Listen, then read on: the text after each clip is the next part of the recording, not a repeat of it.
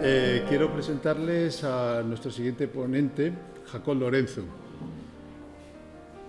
Decirle de Jacob Lorenzo desde el corazón que para mí ha sido el volver a descubrir la poesía. Si lo hice con nuestro ya tristemente fallecido amigo Manolo Lara, siempre en el recuerdo de todos nosotros y especialmente en algunas personas muy significadas, Jacob Lorenzo es su hijo, así lo denominaba. Oye, te presento a mi hijo Jacob Lorenzo. Y yo no sabía quién era Jacob Lorenzo hasta que descubrí, digo, pero este no es hijo tuyo, ¿no? Dice, no, es hijo solamente en sentido figurado, pero es un magnífico poeta. Y el caso es que yo no había leído nada de Jacob Lorenzo hasta que empecé a leer cosas de Jacob Lorenzo y me di cuenta de que no solamente es un editor de libros, no solamente es un filólogo excepcional, sino que además escribe como Los Ángeles. Es una especie de maravilla tener los textos de Jacob Lorenzo en la mano. Y aparte, no solamente escribe, sino que transmite como Los Ángeles, y por lo tanto es una maravilla escucharle.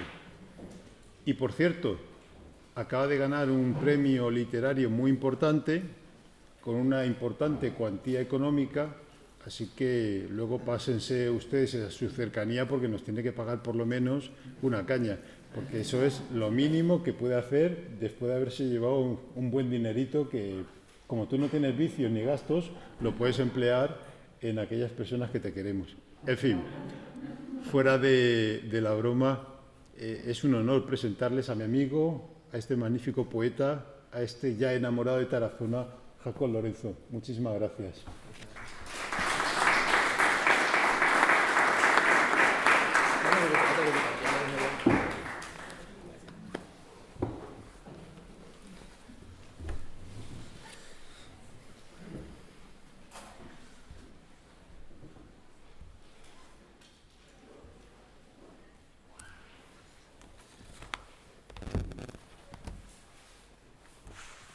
Hola, buenas tardes a todos.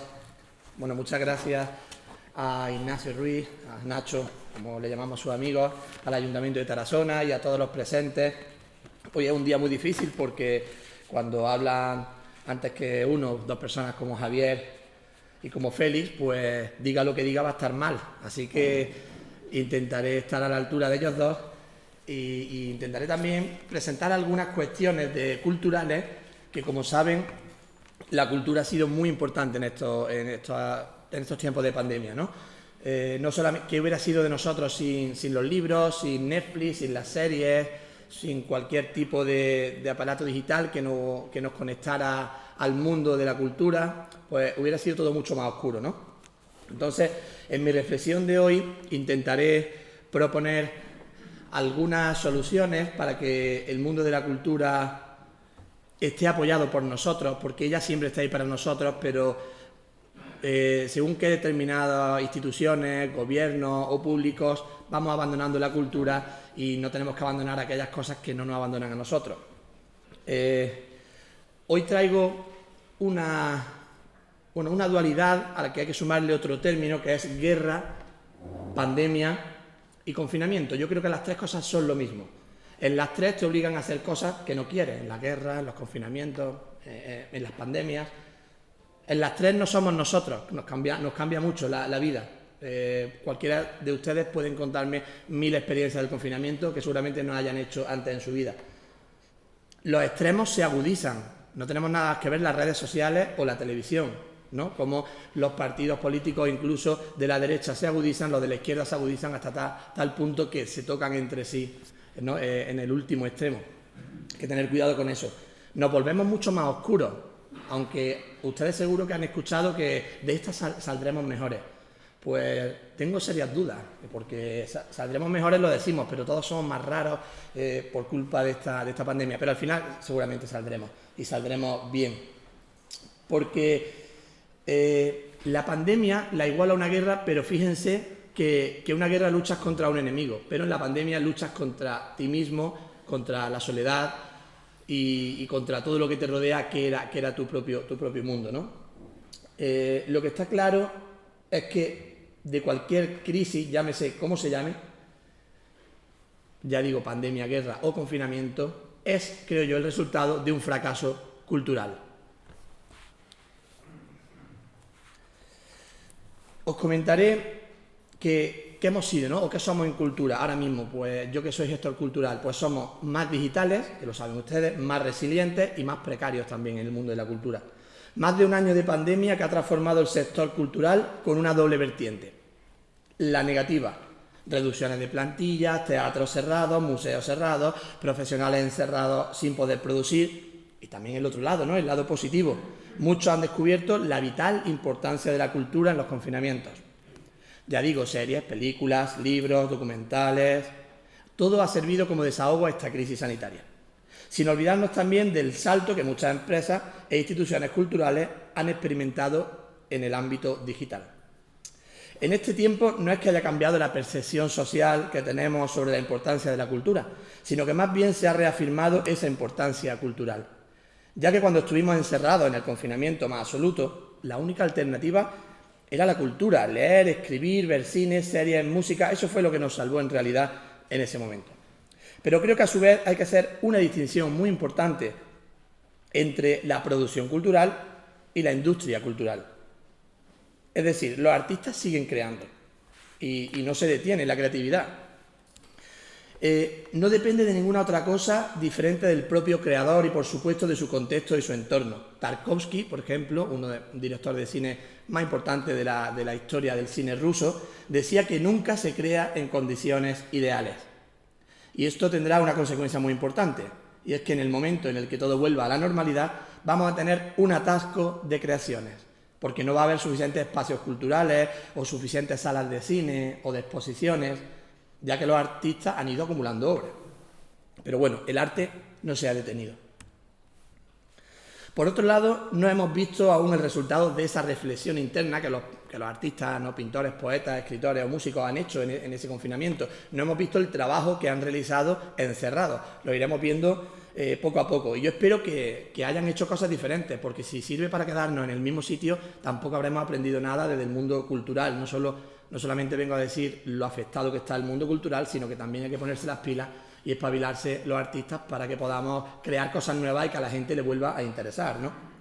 Lo que también ha quedado claro es que hubo muchos artistas en bloqueo permanente por la situación, que no escribieron ni una línea, o la obra que empezaron a crear en ese confinamiento era una auténtica basura en lo que a calidad se refiere, ¿no? Porque todas las personas somos diferentes y no a todos nos afecta de la misma manera esa circunstancia de encierro. Ha costado mucho trabajo, como pone en la diapositiva, comprender que la cultura es un bien de primera necesidad. Esto es un factor histórico en Occidente, ya que la cultura ha sido un asunto de última fila para todos los gobiernos. Eso sí, cuando la cultura ha sido necesaria para mostrarse internacionalmente, en ferias internacionales, entonces sí es muy importante. Sale el presidente de turno y estas son mis tradiciones, yo soy muy tradicional, esta es mi cultura, esta es mi idiosincrasia, que está muy bien, ¿no? Porque refleja el patrimonio, la idiosincrasia y nuestros valores como país. Pero ¿qué pasa cuando verdaderamente hay que apoyarla en esta época de crisis? Cuando hay que apoyarla internamente, de fomentarla, de mover al público, de hacer crecer, de en definitiva hacer que la cultura, desde el interior de los países, sea algo importante. Ahí, ¿qué pasa? Que siempre los presupuestos se reducen. La cultura siempre es la primera que cae. Y créanme que lo sé por experiencia. La pandemia ha servido también para que muchas instituciones culturales hagan una apuesta digital impresionante. Han digitalizado un montón de colecciones, siendo esta crisis la oportunidad de esta digitalización del arte sin precedentes. Los artistas siempre quieren acceder a la meta de los espacios tradicionales artísticos, llámense museos, bibliotecas, salas de arte, conciertos, cualquier tipo de escenario, ¿verdad? Quieren llegar al público y ese es su fin último, porque realmente es ese público el que genera la experiencia artística completa. En todo caso, por muy competentes que sean estas digitalizaciones, nunca podremos suplantar el encuentro cara a cara con el artista y por extensión con su obra. Ese enfrentamiento desnudo entre público, autor y obra es irreemplazable. Porque ¿qué es una obra de arte sin nadie para mirarla en vivo? ¿Qué sería de estas jornadas de historia sin ustedes que están ahí escuchándonos? La pantalla nos ha servido mucho para traer la cultura a nuestros sofás o al hogar. Podíamos estar en un concierto o en un museo tapaditos debajo de una mantita, ¿verdad?, con unas palomitas, y eso era muy interesante. Pero no era del todo ese enfrentamiento real del individuo con el arte. Si hemos aprendido algo, deberemos intentar vislumbrar la cultura después de la pandemia. Para ello existen 4 grandes ítems para que nos podamos hacer una idea más o menos creíble de lo que será la cultura después de esta maldita pandemia. Primer ítem, y muy importante, la participación cultural. Llevamos bastantes años, los que nos dedicamos a gestionar cultura, por la democratización de la cultura, por asegurar el acceso universal a la cultura, por eliminar barreras de accesibilidad de todo tipo. Es decir, que cada vez más gente pueda acceder a la cultura, sea quien sea, viva donde viva y tenga lo que tenga. Además, en paralelo, hemos ido trabajando la democracia cultural, es decir, posibilitar que la ciudadanía sea partícipe. Yo creo que acceso y participación están siendo 2 constantes en este momento muy importantes y a lo largo de la pandemia y que nos permiten pensar en un cierto auge del protagonismo de la ciudadanía en la cultura, de vosotros, ¿no?, en las obras de arte que veáis. La cultura debe tener accesos grandes para todas las personas. Si luego hay gente que no quiere acceder a ella, está en su derecho. La cultura no es obligatoria. Es recomendable, pero no es obligatoria. Pero lo que sí debería ser obligatorio es que todas las personas puedan acceder a ella con las mismas posibilidades. Segundo ítem, la relación entre educación, salud y cultura. Y es que estamos dando cuenta, más que nunca, que la educación y cultura deben ir de la mano, ya que son vasos comunicantes.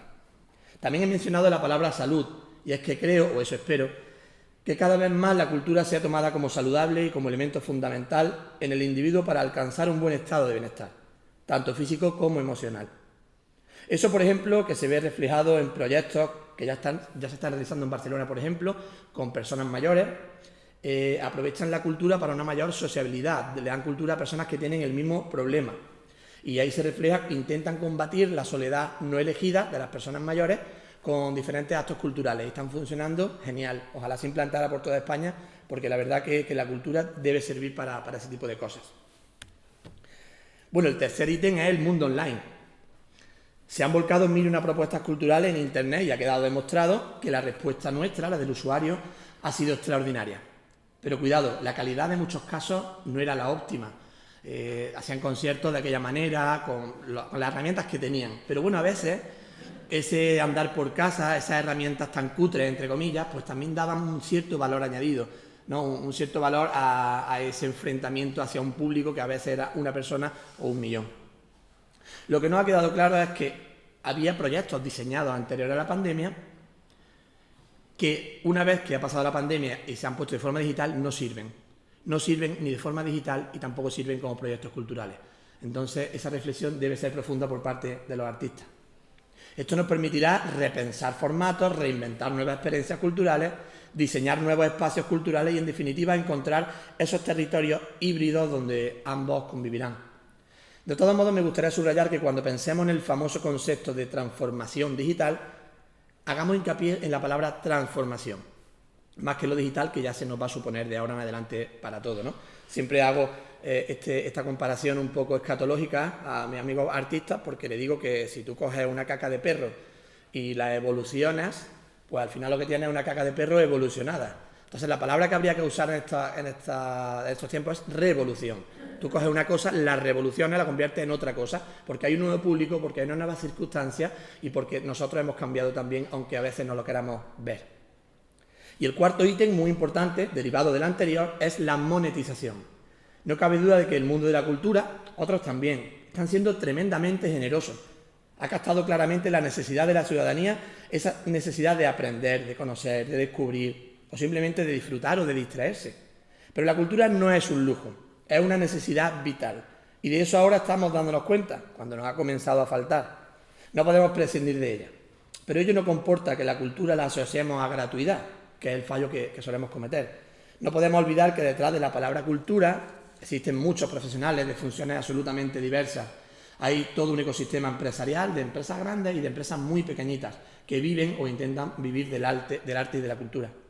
Por ello habrá que aprovechar este momento de tremenda incertidumbre para todos, para que los artistas intenten crear formatos y obras que den relevancia, es decir, convertirse en relevantes para nuestros públicos. Así tendremos que poner al público, al consumidor de cultura, en el verdadero eje de nuestra estrategia y de nuestros proyectos culturales, claro. No podemos hacer cultura para el político de turno, para el gestor del momento, para el grupo de aplaudidores de siempre y ser conformistas, porque esta pandemia también ha demostrado que muchos artistas también tienen grandes deficiencias.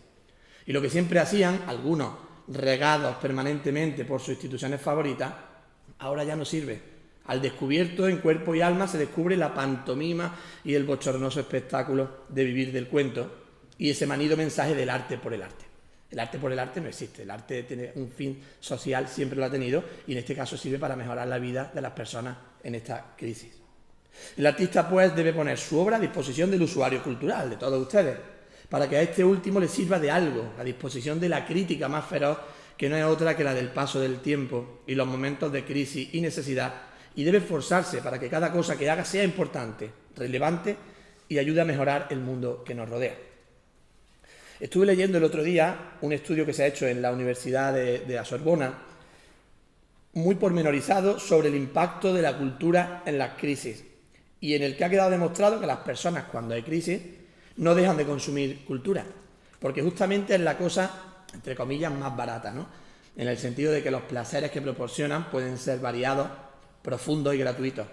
En ese caso, cualquiera puede acceder a una biblioteca y leer toda la historia de la literatura. Puede encender una radio y escuchar todas las músicas del mundo. Ya imagínense si tenemos conexión a Internet, ponemos YouTube o cualquier otro canal, a toda la cultura, toda la información que podemos acceder, ¿no? Pero esto nos hace pensar que cuando entra en juego una entrada que hay que pagar para poder ver el espectáculo, pongamos por ejemplo una entrada de teatro que tienes que pagar por 10 euros, por ejemplo, en ese momento histórico, y como están las cosas, yo lo entiendo, las ganas de cultura empiezan a disminuir. Y es ahí donde los gobiernos deben hacer esfuerzos para que la cultura no sea siempre la primera de las partidas económicas o presupuestarias que se quede fuera de juego, o si no la más reducida de todas. Y esto pasa porque muchos gestores de la cultura o incluso presidentes de gobierno, no diré nombres, no entienden bien la diferencia entre ocio y cultura. Algunos piensan, como le decía a mi amigo Antonio antes, que dejando un bar abierto de copa una hora más por la noche están apoyando la cultura. No es cierto, pero no son lo mismo. Pero es cierto que con la cultura sí puede rellenar mucho espacio de ocio y que a través de la cultura, en lugares de ocio, puede llegar a introducir a mucha gente joven que no conoce o no se interesaba por la cultura antes. Eso es verdad. Y gracias a llevarla a estos espacios de ocio, llegas a ellos y los atraes y los distraes. Por ello, la reducción de los presupuestos para cultura es gravísima y salvaje. Dependiendo de la administración, oscila pero muy poco, ya que hay una media en España, en global, de un recorte de un 70% en presupuestos culturales por parte de la administración pública y de un 40% por parte de las administraciones privadas. Fíjense, de cada 10 euros que se destinaba a cultura, solamente le van a dar 3. Y luego queremos conciertos de calidad, jornadas componentes importantes, escritores de relevancia, pero claro, tienen que apoyar desde arriba. Por eso debemos tener en cuenta 3 factores que agravan la supervivencia del artista y son los siguientes: las descargas ilegales, el acceso caro a la cultura y la dependencia de las subvenciones. Luego, si da tiempo, hablaré un poco más de las subvenciones, pero no es el caso. Está claro que muchos sectores de la cultura, si lo viéramos solamente desde el plano mercantil, están destinados a su destrucción, porque la mayoría entienden por cultura una gran obra musical, una gran obra de teatro o literaria. Pero hay muchas cosas pertenecientes a la cultura que no son negocio. Digamos, por ejemplo, ¿qué hacemos si nos encontramos un protocolo notarial del siglo XV? ¿Lo quemamos? No, claro. ¿Pero a quién le interesa como negocio? A nadie. Pues si ese tipo de cultura no la protegen los poderes públicos, no la va a proteger nadie. En España y en la mayoría de países de la Europa más occidental, el papel del ente público está tan arraigado en el mundo de la cultura que se ha creado una relación de dependencia que en los momentos de crisis, como esta pandemia... ¿Se escucha? Vale. Decía, ¿no?, que el modo de subvención o de dependencia del mundo cultural a través de su gobierno pues es muy peligroso, ¿no? Porque en el momento que el gobierno te corta el grifo, te quedas sin cultura, ¿vale? Pero bueno, frente a este sistema de subvención español tan famoso, que hay subvención para todo, infinita y eterna, está, por ejemplo, Estados Unidos, que soporta un plan de mecenazgo en su mundo cultural.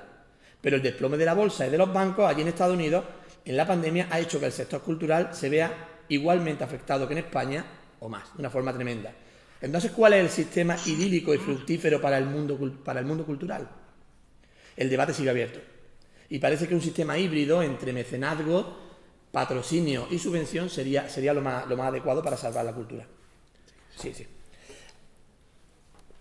No tengo problema. Así podría ser que la cultura llegue a la autogestión, que sería lo más interesante, y con ella una mayor democratización del arte. Que Nacho me pone nervioso. Tengo las 6, ¿vale? No, espera, cárgatela. Tú sí que sí. Vale. Bueno, me gustaría también recalcar, como dije al principio, que el resultado de las crisis al final son la ecuación de un fracaso cultural.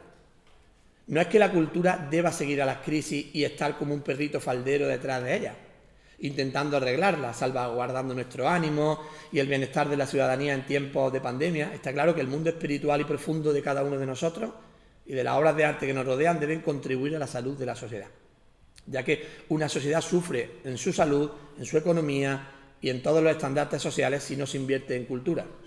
De hecho, puedo copiar una frase de Nacho, ahora que está aquí al lado, que dijo que toda aquella sociedad que no invierte en cultura está condenada al ostracismo. ¿Puede ser que lo dijeras tú? Sí, pues me suena. Le copié esa frase. Y al final y al cabo es que tenemos que invertir en cultura, o por lo menos esto es mi opinión, ¿eh? Yo le estoy lanzando una opinión que luego podemos rebatir y me pueden decir lo que quieran, bueno o malo, ¿eh?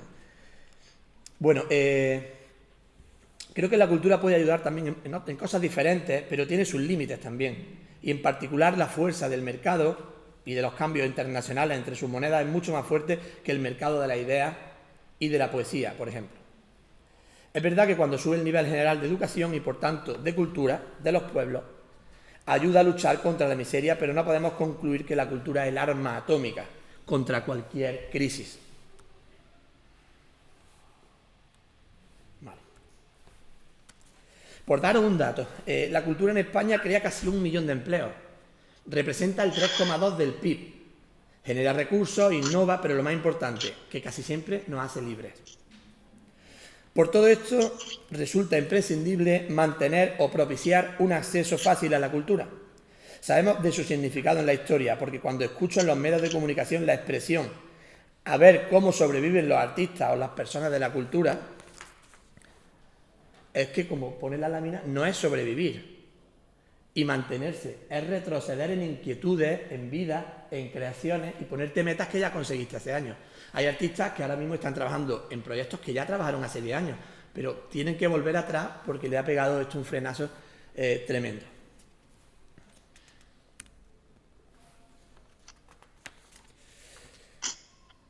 Sí, buenos días. Una reflexión que quería también traer hoy es el exilio, que así se titula una parte de la pandemia, el exilio interior en las pandemias. Bueno, si hemos asimilado guerra a pandemia, también podemos asimilar exilio, y en toda guerra hay exilio, y en la pandemia yo creo que hay un exilio, pero que es interior. Puedo poner el caso, y además lo vivimos todo en primera persona sin poder irnos a ningún sitio, porque estamos encerrados. Le puedo hablar de Alberti. En la guerra civil, todo el mundo lo sabe, se fue a Argentina, tuvo la suerte de tener amigos por allí, también estuvo en México, pero bueno, en la época de Argentina me interesa mucho porque hablaba sobre la España destruida, pero desde Argentina, viviendo una vida más o menos cómoda. Además se le ve unas fotos con ciertos pedazos de carne a la brasa interesantes. Claro, hablar de tu país destruido desde allí, pues, y que lo diga la gente que es poesía social, yo no me la creía del todo.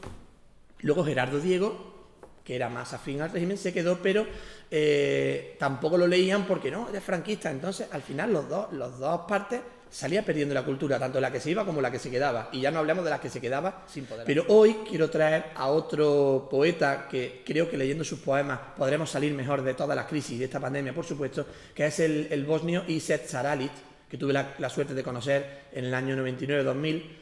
Y del que ahora os diré algunas cosas y os leeré 2 poemas breves para que se hagan una idea de la importancia de este poeta en los tiempos que estamos ahora mismo. Esta pandemia que nos asola y de la que poco a poco quiero pensar que estamos saliendo o recuperando en el mundo cultural, ha sido una de las peores crisis de las últimas décadas. Pero si nos ponemos de la parte del amplio prisma del artista, del poeta, del pintor, del músico, una crisis, estarán conmigo, que puede ser lo más parecido a una guerra, como decía antes. De hecho, una guerra es una crisis en su máxima expresión. Y una vez inmerso en las crisis, solo te quedan pocas opciones de producción. y de forma de vida si eres artista, y con unos objetivos y con unos ideales muy bien definidos. En una guerra, sea la que sea, si eres del bando que va ganando, lo más fácil es quedarte en tu país. Puedes seguir produciendo, siendo quien eras, más o menos, y puedes quedarte sin molestar demasiado. Si no eres del bando ganador, puedes quedarte corriendo el riesgo de morir, o lo que sería aún peor para un artista, quedarte en tu país pero en silencio, sin producir, sin pensar, sin poder expresar tu arte por miedo y, en resumen, sin ser tú. Y quedará la tercera vía, el exilio, marcharte lejos de tu patria, de tu familia, por todos esos motivos que hemos enumerado, no morir para poder seguir expresándote, etc. Pero en este caso de la pandemia que nos concierne en el presente, todos los artistas, y si no su gran mayoría, han estado exiliados interiormente, mientras el confinamiento más absoluto ocurría. Artistas que no podían salir de casa y que el único horizonte eran sus balcones, las paredes de sus hogares, o el enfrentamiento injusto con un folio en blanco, con un lienzo en blanco, en definitiva contra un mundo en blanco y durísimo. Así que la pandemia como exilio, creo que puede resumirse así. Hace poco más de un año tenía la impresión de que una parada nos venía bien, una parada obligada, ¿no? Nos permitiría abrir los ojos a una realidad que pedía de nosotros calma, silencio y repensar muchas cosas. Lo que nadie esperaba era que esta pausa meditativa y pandémica durara un año, o 2, o 3, y generara tal sufrimiento y nos alejara tanto de nuestra vida anterior, que creo que formalmente podemos hablar de estar viviendo un auténtico exilio, todos nosotros. En el exilio somos llevados donde no querríamos ir, escapando de alguna amenaza, en este caso el virus, el COVID, siempre con la esperanza de poder volver a retomar los proyectos que llevábamos a cabo o retomar el camino que un día decidimos recorrer. Pero un acontecimiento inesperado nos obliga a buscarnos la vida de otra manera, sobre todo a los poetas o a los artistas, lejos de lo que nos gustaría y quisiéramos hacer, lejos de las personas queridas. Este tiempo está siendo precisamente eso, una expulsión del mundo que representaban nuestras opciones y rutinas, lanzados a la dureza de un camino del que no vemos el final y que nos obliga a unas distancias sociales de los que hasta ahora teníamos más cerca que quisiéramos que terminaran rápido. Todo exilio alimenta continuamente el deseo del pasado y la nostalgia de lo perdido y mirar el futuro con esperanza en tanto en cuanto es promesa de retorno. Es normal, pues, que queramos volver al escenario de antes, que anhelemos continuamente la pantalla pasada. Es totalmente lógico. El exiliado quiere recuperar la casa, su vida anterior, y recorre mentalmente las huellas del camino, deseando un día poder volver a empezar. Pero las historias de exilio nos recuerdan que incluso para aquellos que consiguen volver, el camino no ha sido gratuito. Nosotros tampoco será gratuito nuestra salida de la pandemia. Nos ha transformado totalmente y, por tanto, aunque la casa, el trabajo y, bueno, incluso el marido y la mujer sean los mismos, el escenario sean los mismos, uno vive ya con la marca de una herida que no sabemos cómo cerrará. Una cicatriz que cada mañana frente al espejo no nos permite olvidar el trayecto vivido. El exilio es de una trascendencia clave en muchos libros antiguos, también en los sagrados, por ejemplo el Antiguo Testamento, ¿verdad? Marca el inicio de una historia de sentido y salvación para el pueblo de Israel. El exilio es el tiempo y el espacio donde se forja la alianza. Es el momento de revisión de las promesas de una vida en suspensión proyectada hacia un nuevo horizonte.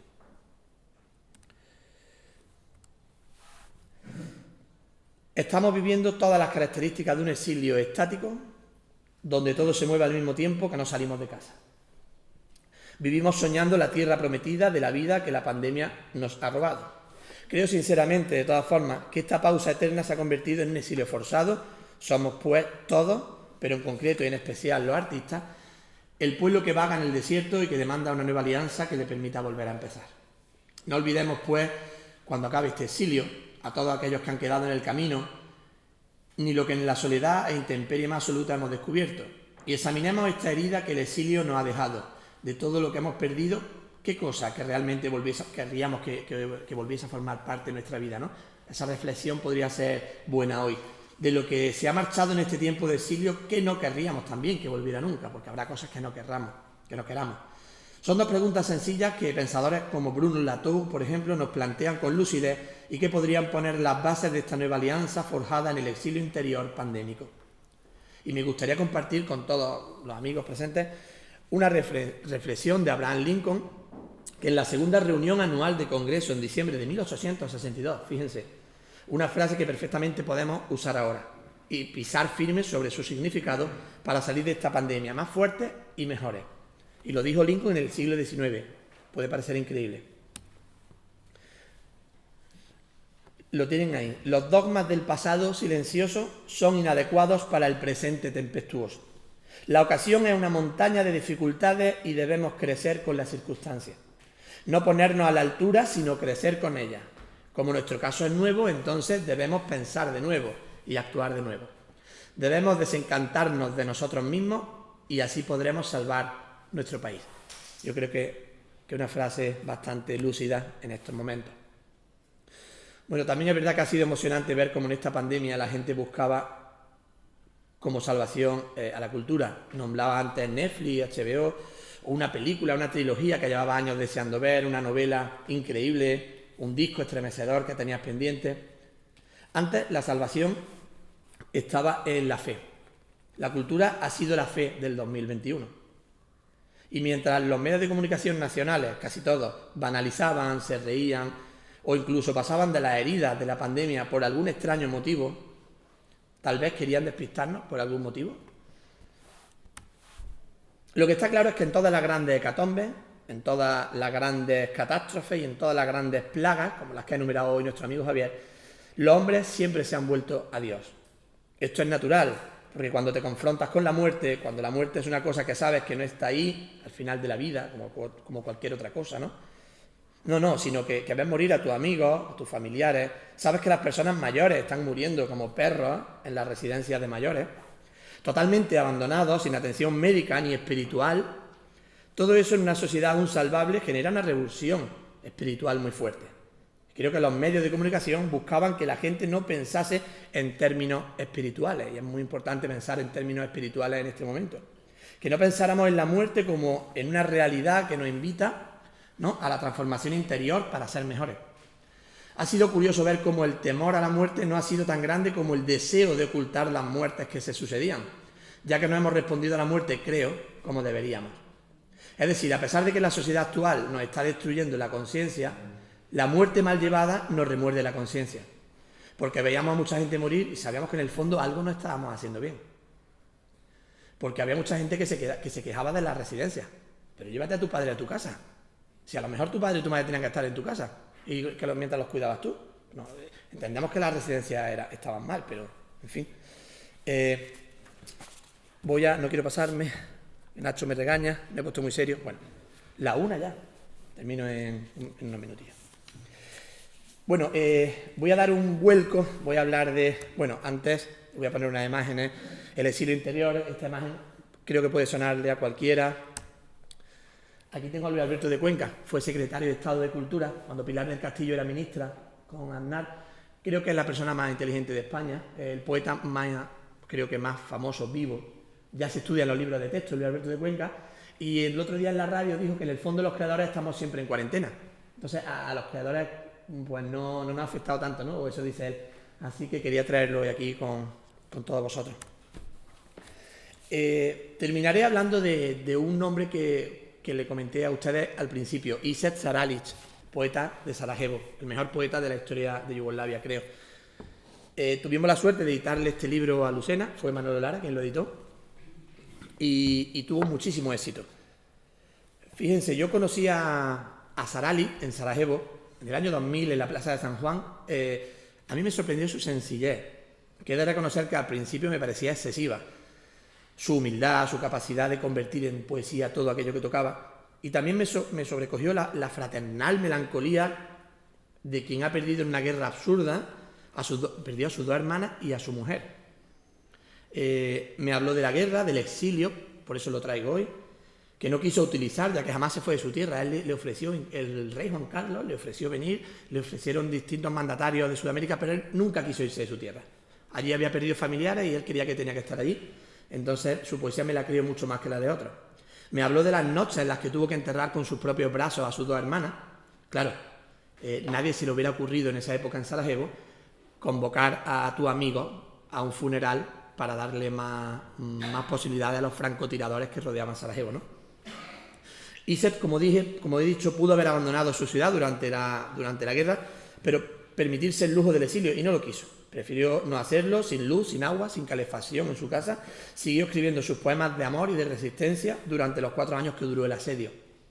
Nunca abandonó a nadie, tampoco a su ciudad y tampoco a la cultura, ni siquiera cuando su ciudad, era un infierno. Cuando encontrar a un amigo por las calles de Sarajevo era mucho más difícil que encontrar la muerte.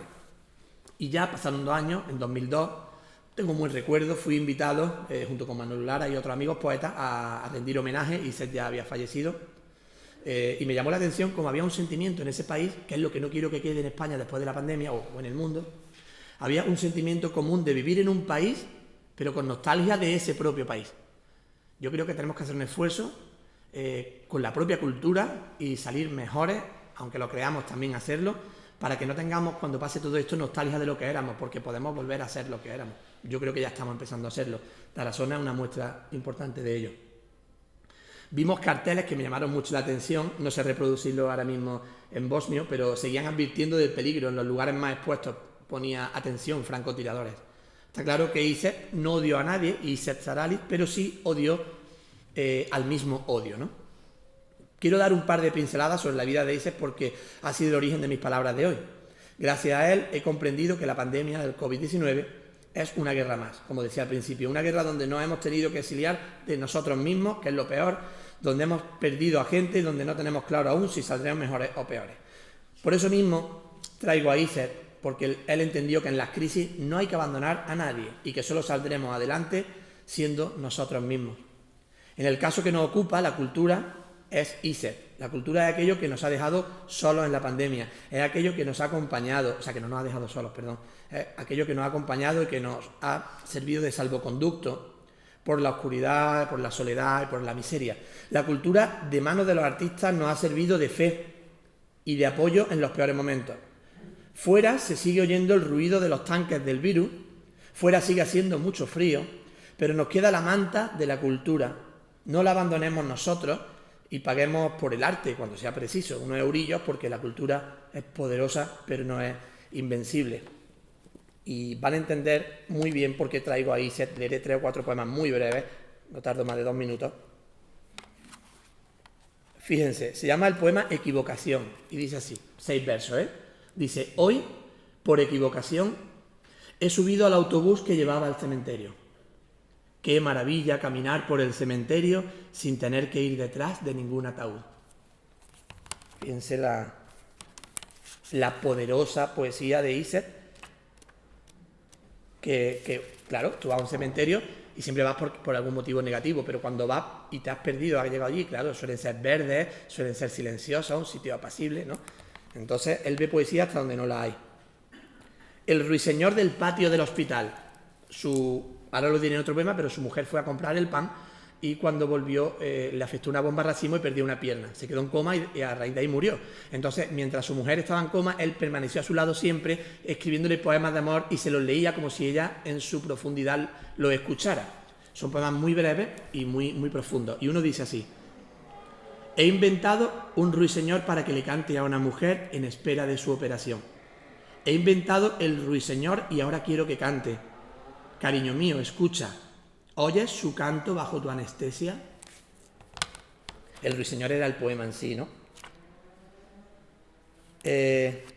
Y habla de lo que le pasó a la mujer. La suerte a la manera de Sarajevo. En Sarajevo, en esta primavera de 1992, todo es posible. Por ejemplo, hacer la cola para comprar el pan y acabar en urgencias con una pierna amputada. Y reconocer después que has tenido mucha suerte.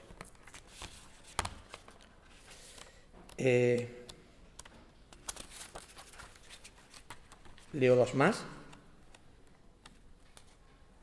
Bueno, fíjense si era, porque este poeta era republicano y bueno, no todo el mundo es perfecto, pero tenía un humor muy fino y tiene un poema que tiene versos en honor del rey Juan Carlos de España. Y fíjense que se va muy bien con él, para que vean que al final tenemos que salir mejores y la cultura nos ayudará, seamos del color que sea y seamos del estatus que seamos. Dicen, los poetas somos un pueblo antimonárquico. No creo yo que un poeta, salvo aquellos cortesanos pagados por el rey, haya ensalzado nunca a algún monarca. Tal vez soy el primero que en este siglo republicano alza su copa y brinda por un rey. En su estantería vive el Quijote de Cervantes. Este rey fue el primero en dar la mano al poeta exiliado Alberti. Gracias a este rey, Lorca puede ir de nuevo a la Plaza de Toros de Madrid. Este es, con perdón, mi humilde poema monárquico. Creo que lo aprobaría incluso Sándor Petoffi, que en el siglo XIX escribió Los reyes a la horca. Y bueno, y un último.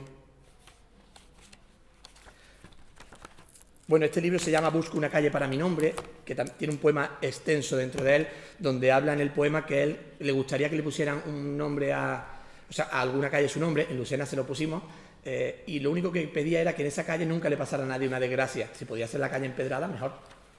Pero fíjense la sencillez de...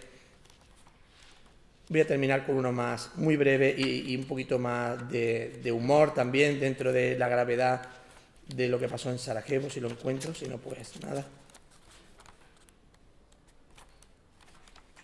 Bueno, no lo encuentro.